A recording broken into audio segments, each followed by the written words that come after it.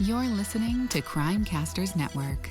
I am so happy to be joined today by retired Sergeant Vince Wybert of the Clovis Police Department, who is intrinsically linked to the Larissa Schuster case, for better or for worse. Detective, I know you can't ever escape this case, right? It's, as you said before, I am forever intrinsically linked to this case in some way.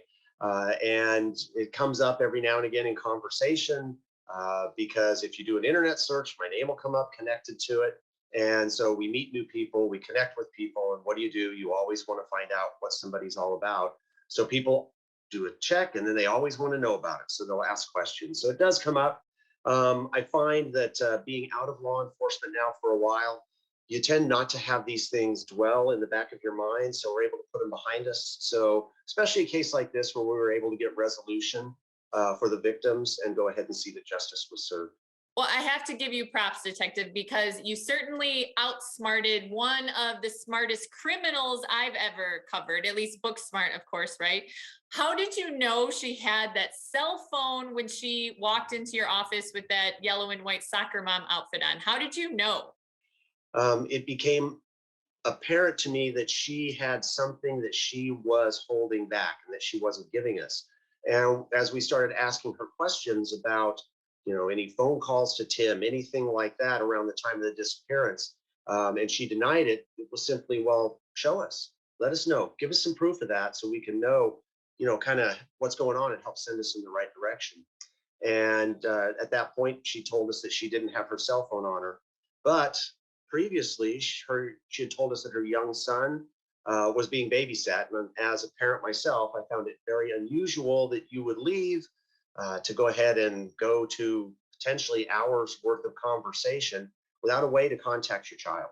So I asked her where it was. She said she didn't have it, decided to go out and take a break and see if I could find it. There was only one car out front, figured it was hers. There was a cell phone on the dash in the middle, picked up my phone, called her number. Sure enough, it rang. So we confronted her about it. And then, yes, in that soccer mom outfit, she brought it back in with us. And as she was manipulating it, she was just really obviously nervous. As a police officer for years, you just kind of learn to read people. We've all been on the planet for however many years we have. We know when somebody's nervous. We know when somebody's being dishonest. And she clearly had something to hide and wasn't telling the truth. Thinking about James and Larissa in the hot tub that night with wine while Tim was literally dissolving in the garden shed right there. Is that one of the craziest things that you've ever heard in all of your 30 years with Clovis PD? Yeah, it's crazy. It's also kind of icky. It just speaks to the evil that was involved in this case. I mean, the hot tub is in this smallish backyard. It's only a few feet away from the shed that the drum that Tim was slowly dissolving in was resting. And this hot tub party was immediately after our interview with Larissa. Again, we released her because we didn't know if this was a homicide, if this was a missing person, if it's a suicide. We couldn't say.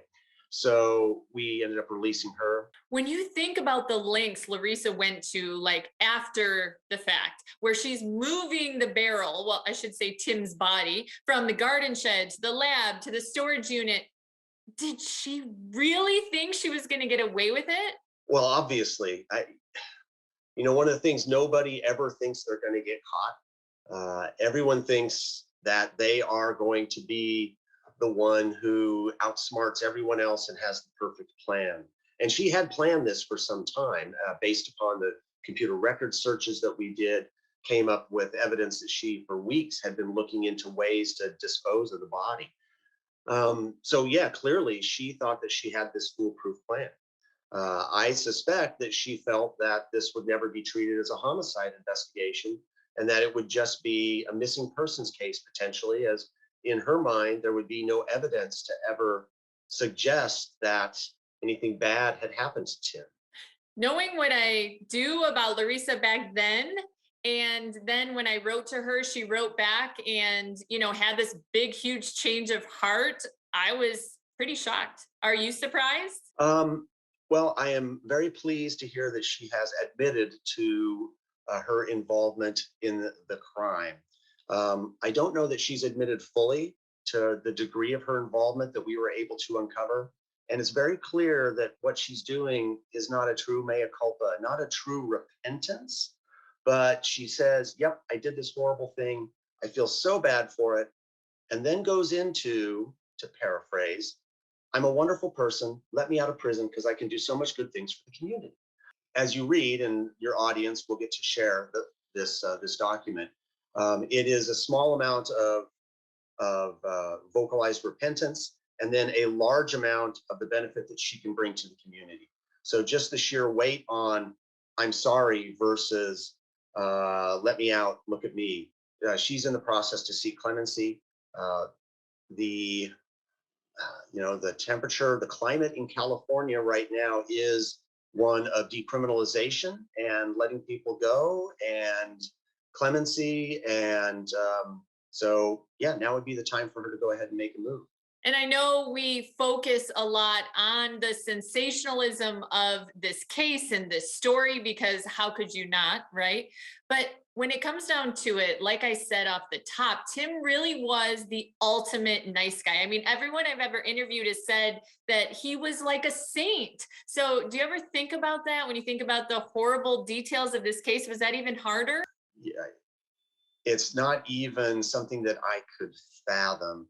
The only hope that I would have is that, and we really weren't able to find this out one way or the other, is that there was some degree of chloroform toxicity that had occurred that had basically made it so that he didn't have to suffer through the burning and dissolving and then the aspiration of the acid fumes, because that's just absolutely grotesque and terrible, and just something you can't even imagine.